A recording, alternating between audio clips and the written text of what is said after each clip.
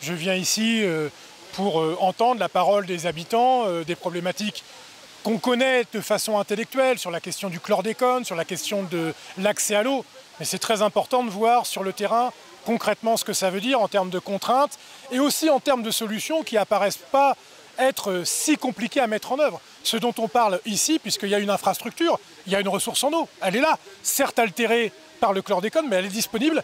Il y a des solutions techniques avec une usine de liaison pour pouvoir alimenter leur maison. C'est ça qu'il faut toucher du doigt pour comprendre à la fois l'absurdité de la situation et la colère légitime des habitantes et des habitants. Pour les habitants, la solution maintenant, elle doit être mise en œuvre. C'est-à-dire qu'on ne peut pas créer des situations où les gens, dans leur vie quotidienne, sont entravés pour des problèmes techniques. On serait dans une situation où il y aurait une pénurie d'eau. On serait dans une situation où il n'y aurait pas d'usine de retraitement. Je dirais, bon ben voilà, il faut du temps. Là, c'est pas ça le problème qu'on a. C'est vraiment un problème minime. Dans plein de territoires, ça serait résolu en très peu de temps. Donc il n'y a pas de raison que ça ne le soit pas ici.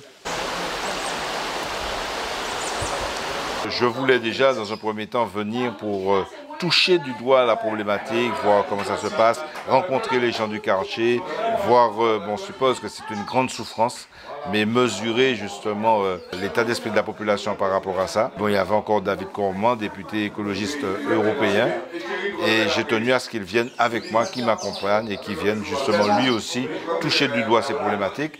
Parce que quand on parle de certain nombre de problèmes que nous rencontrons dans nos pays dits d'outre-mer, bon, des fois les gens se disent mais c'est trop grave, mais c'est pas possible. Et bien là, ils voient concrètement les problèmes. Comment ici, au XXIe siècle, des gens aient, alors qu'on a une usine d'eau tout près, comment des gens puissent avoir à proximité une telle usine et être privés très souvent de l'eau courante. Mais le plus grave, et ce dont on se rend compte, c'est qu'en plus des coupures d'eau, qui est un dysfonctionnement qui est largement d'être bien compensé par la distribution de bouteilles d'eau, mais qui reste à la charge quand même des membres de l'association, ce que je trouve déjà pas très logique, il y a quand même le fait que des gens, pour s'alimenter en eau, se fournissent dans une rivière où l'eau est polluée. Les enfants boivent de l'eau polluée au chlordécone. Ils ne se rendent pas compte de la gravité de la situation. Nous devons tous et toutes nous mettre ensemble pour faire avancer ce dossier parce que cette situation inadmissible et scandaleuse n'a que trop duré. Dès bon matin, nous, à le terrain, nous avons deux députés qui viennent nous rendre visite de soutien parce qu'il y a attendre brillard, il y a attendre que tout ça qui passe dans le capot. Nous trop près de l'eau pour nous parler de l'eau. Donc par conséquent, il faut en tirer notre synthèse et expliquer nous comment le Parlement européen a parlé de l'eau, comment le Parlement français a parlé de l'eau.